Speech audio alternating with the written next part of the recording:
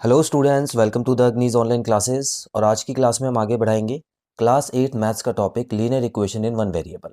सो students, आज हम question 101 पे पहुंच गए हैं। सो ये भी एक स्टेटमेंट वाला क्वेश्चन है, आइए देखते हैं। An altitude of a triangle is 5/3 the length of its corresponding base. तो स्टूडेंट्स, यहाँ पे एक ट्राइंगल के बारे में बात हो रही है और आपको पता है ट्राइंगल में बेस और हाइट से इसका एरिया का फॉर्मूला बनता है। तो एल्टीट्यूड यहाँ पे दिया हुआ है, तो एल्टीट्यूड को बेसिकली हम हाइट भी बोल सकते हैं। और इन दोनों के बीच में रिलेशन दिया हुआ है, एल्टीट्यूड और बेस के बीच में रिलेशन क्या है कि जो एल्टीट्यूड है वो बेस का 5/3 है। ठीक है, 5/3। इसका मतलब यहाँ पर आपको एक फ्रैक्शन लेना है जिसमें 5 ऊपर रहेगा और 3 जो है वो नीचे रहेगा। ठीक है, if the altitude were increase by 4 centimetre and the base be decrease by 2 centimetre. तो यहाँ पे क्या हो रहा है स्टूडेंट्स, एल्टीट्यूड को हम बढ़ा रहे हैं, मतलब उसकी हाइट बढ़ा रहे हैं, और बेस को हम कम कर रहे हैं। ठीक है, तो एक नया तरीके का ट्राइंगल आ जाएगा, लेकिन आगे भी क्या दिया हुआ है, the area of the triangle would remain the same. लेकिन जब भी हम इसको चेंज करेंगे तो हमको ये याद रखना है कि पुराने ट्राइंगल का जो एरिया है वो नए ट्राइंगल के एरिया के बिल्कुल सेम रहेगा स्टूडेंट्स। मतलब यहाँ पर ये आपको जो पॉइंट दिया हुआ है इसी से हम क्वेश्चन सॉल्व करेंगे। Find the base and the altitude of the triangle. तो हमको जो पहले ट्राइंगल दिया हुआ था उसका बेस और एल्टीट्यूड निकालना है। तो स्टूडेंट्स आइए समझते हैं।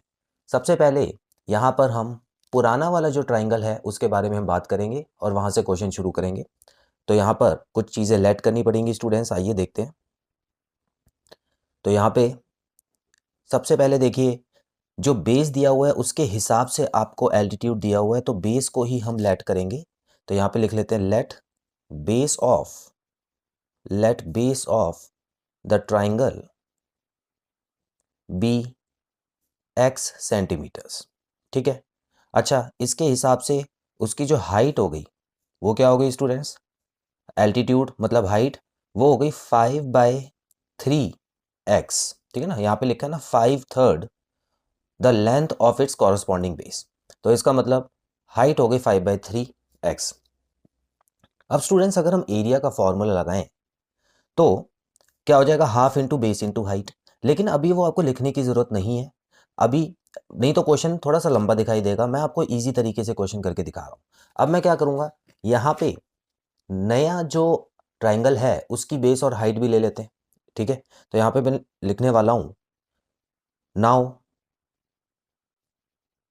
The base of new triangle, the base of new triangle is equal to कितना हो गया स्टूडेंट्स, यहाँ पे लिखा है बेस को आपको कम करना है 2 सेंटीमीटर से। ठीक है, तो इसका मतलब पहले जो x था वो हो गया x-2 सेंटीमीटर, और उसके अलावा the height of new triangle कितना हो जाएगा स्टूडेंट्स, लिखा है हाइट को आपको इंक्रीज करना है 4 सेंटीमीटर से। तो इसका मतलब नई हाइट हो गई, पुरानी हाइट हमको लिखनी है पहले, और उसके बाद +4 लिख देना है क्योंकि यहाँ पे इंक्रीज हो रहा है स्टूडेंट्स। ठीक है, तो ये चीज़ आपको समझ आई। अब आपको कुछ नहीं करना है स्टूडेंट्स, देखिए बेस और हाइट पुराने ट्राइंगल की भी है, बेस और हाइट नए ट्राइंगल की भी आपके पास, और एरिया जो है पहले ट्राइंगल का और दूसरे ट्राइंगल का बराबर दिया हुआ है। तो इसका मतलब क्या, मैं ऐसे कर सकता हूँ कि इक्वल टू लगाता हूँ और LHS में इसका एरिया रख देता हूँ, RHS में इसका एरिया रख देता हूँ। ठीक है, फिर इक्वेशन सॉल्व कर देंगे, आंसर आ जाएगा। तो ये सिंपल तरीका है स्टूडेंट्स। ठीक है, तो ये आपको तभी करना है जब एरिया बराबर दिया हो आपको। चलिए, तो यहाँ पे मैं लिख देता हूँ, according to question area of triangle is equal to area of new triangle. एक लाइन ये भी लिखनी ज़रूरी है तो इसीलिए हमने लिख दी। अब एरिया ऑफ ट्राइंगल का फॉर्मूला क्या होता है students, base half into base into height. ठीक है, तो चलिए यहाँ पे मैं लिख देता हूँ हाफ मल्टीप्लाई बाय बेस है पहले वाले ट्राइंगल का x, और इसकी हाइट है 5/3x, 5/3x is equal to, दूसरे ट्रायंगल की बात करें तो यहाँ पर भी मैं लिखूंगा हाफ इंटू बेस x-2 हो गया इंटू हाइट, तो ये हो गया 5/3x +4। इतना क्लियर है आपको। तो मैंने दोनों ही जगह एरिया और एरिया लगाया है तो इक्वल टू में ऐसा ही होता है, कि जो LHS में आप पुट कर रहे हैं वही आपको RHS में पुट करना होता है। तो स्टूडेंट्स अब हम इस इक्वेशन को सॉल्व कर देंगे, हमारा आंसर आ जाएगा। तो आइए देखते हैं कैसे सॉल्व होगी। देखिए स्टूडेंट्स, सबसे पहले जो आपको दोनों तरफ एक ही चीज़ दिख रही है तो आप उसको काट सकते हैं। फॉर एग्जांपल जैसे कि ये हाफ और हाफ जो है ये तो कट ही जाएगा क्योंकि ये दोनों के एरिया में है, तो इसको तो हम हटा देते हैं। बाकी चीज़ें देख लेते हैं क्या बचा। यहाँ पर आप देखिए स्टूडेंट्स, यहाँ पे है 5/3x का स्क्वायर, ठीक है, मैंने इसको मल्टीप्लाई कर दिया। अच्छा, यहाँ पर मुझे क्या नज़र आ रहा है स्टूडेंट्स, बड़े ध्यान से मल्टीप्लाई करना है यहाँ पर आपको। ये बाइनोमियल है और ये बाइनोमियल है, तो इन दोनों को अब हम मल्टीप्लाई करेंगे। तो x को पहले इन दोनों से करना है, फिर -2 को इन दोनों से करना है, ठीक है। तो इसको मल्टीप्लाई करते हैं। तो ये हो गया स्टूडेंट्स, पहले इसको जब 5/3x से मल्टीप्लाई किया तो ये हो गया 5/3x का स्क्वायर। फिर x को 4 से मल्टीप्लाई किया तो ये हो गया +4x। उसके बाद -2 को इससे मल्टीप्लाई करेंगे तो स्टूडेंट्स हो जाएगा -10x/3, और -2 को 4 से मल्टीप्लाई किया तो -8 हो गया। क्लियर है, बड़ा ही सिंपल तरीका था स्टूडेंट्स। अब आप एक और चीज़ देखिए, यहाँ पर देखिए स्टूडेंट्स, क्या ये दोनों चीज़ें बिल्कुल सेम है, एक्स स्क्वायर वाली। और हमने अभी तक पढ़ा है कि एक्स स्क्वायर वाली चीज़ें ज़्यादातर कट जाती हैं। तो यहाँ पर क्योंकि साइन भी सेम है और इक्वल टू के इस तरफ है, तो मैं इसको काट देता हूँ, क्वेश्चन और सिंपल हो जाएगा। तो स्टूडेंट्स देखिए, कटने के बाद यहाँ पर क्या बचा, 0 बचा। यहाँ पे 0 लिखना क्योंकि ये यहाँ पे आके माइनस होगा, ठीक है।